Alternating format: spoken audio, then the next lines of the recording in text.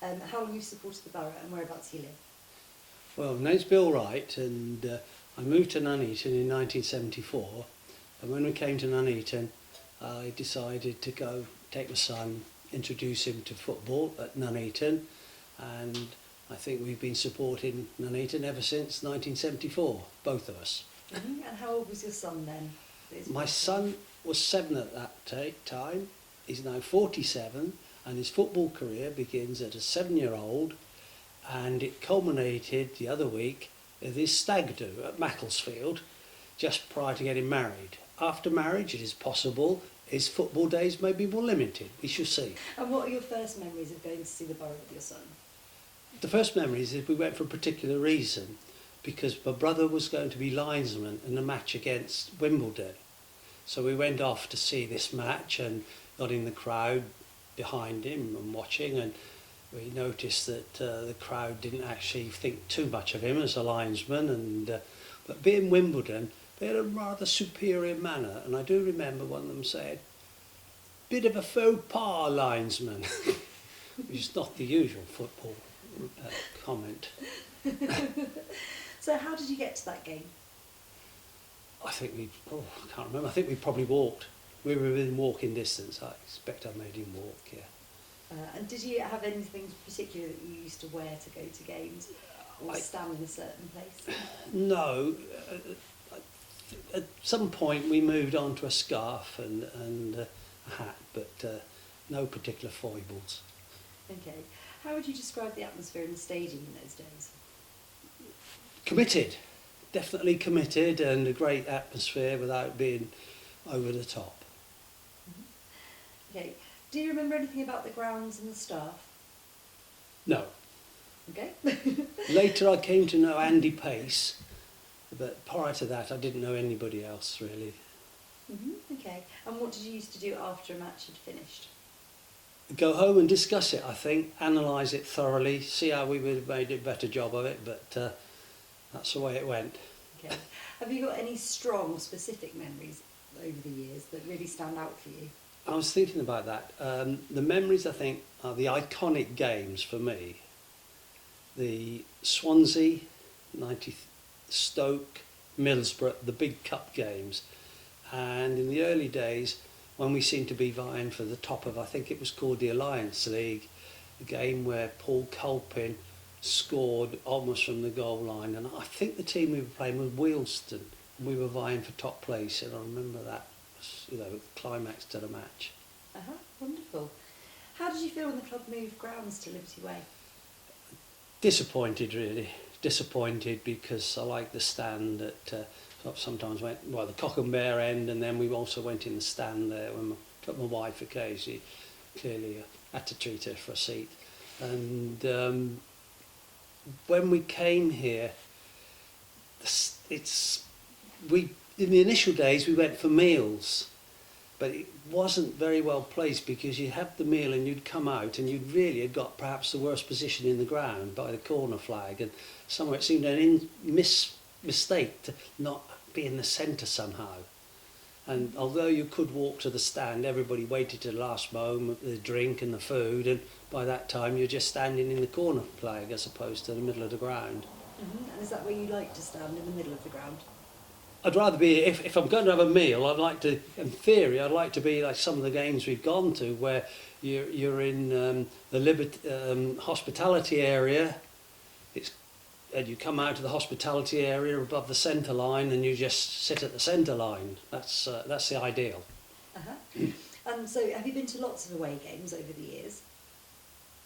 I don't think it would be described as lots compared to many people, but we did enjoy going to away games. Particularly, it's a nice trip out, and the atmosphere is good, particularly in this non-league football. Place like Staley Bridge, Bury.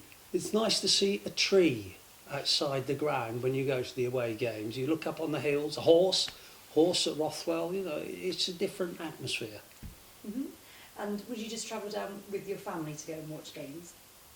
No, it's just my son, sometimes my wife, and then a friend that used to live in Nuneaton, doesn't live in Nuneaton now, and we would go as a group. Okay. How important has going to football been for your social life over the years? I think it's been my social life basically, football. Whether it be Nuneaton, whether we've been to World Cups, European Cups, Premier League, though the atmosphere's changed now.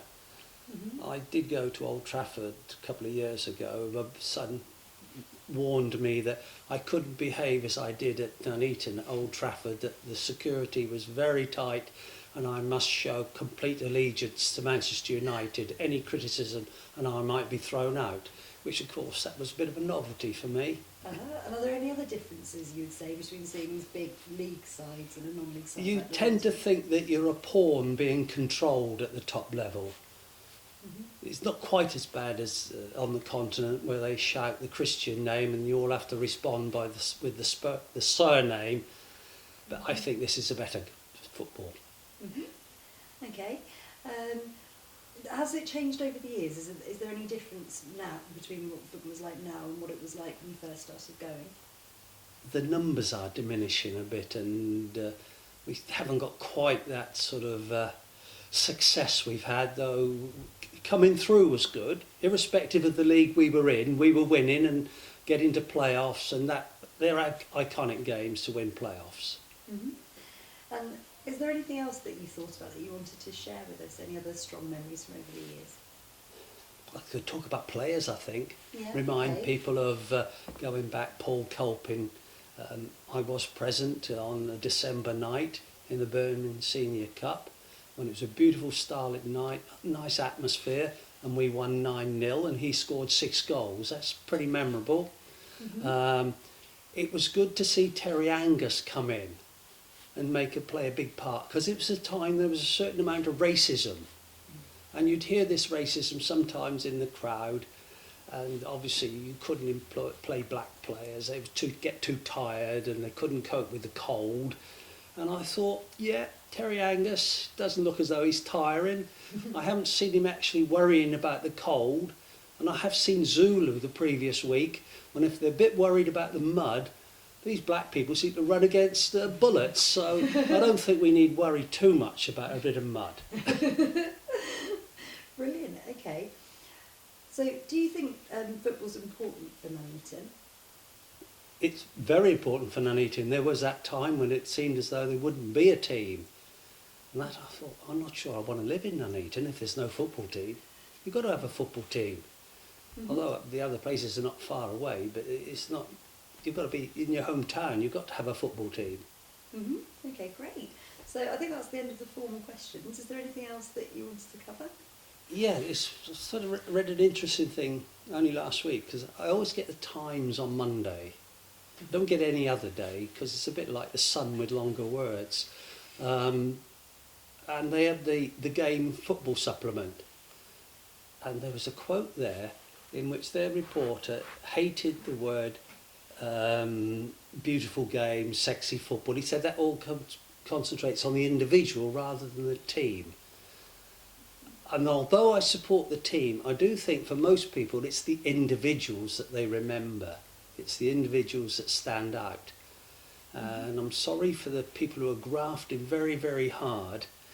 They will still not be remembered as fondly as, for my case, people like Tony Simpson. And then the legacy you get from people who watch before you, they tell you names like Bobby Vincent. And of course I remember, and Brendan Phillips I remember particularly. And I do remember a wonderful game when Paul Sugru seemed to beat Bath City on his own. I think it was muddy, and I'm sure it was about 5-0. And that hit home a little bit, because one of Nuneaton's most famous sons, well, I'm not sure whether he really supports Nuneaton or Bath City, Ken Loach, the film director. And if it's Bath City, it's nice to think that Paul Sugru really put the knife in. Okay, I think we'll stop.